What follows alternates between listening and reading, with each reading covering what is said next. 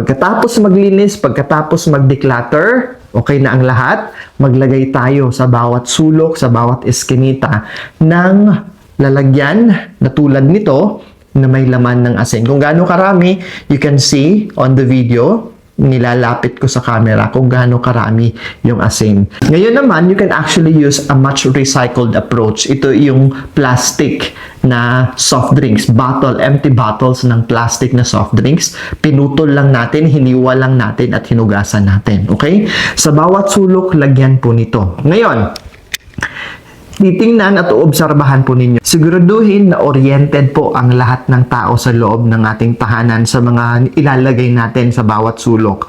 Mapabata man yan or matatanda. Let them know na may nilagay kayo, basta wag lang nilang gagalawin, okay? Wag lang nilang gagalawin.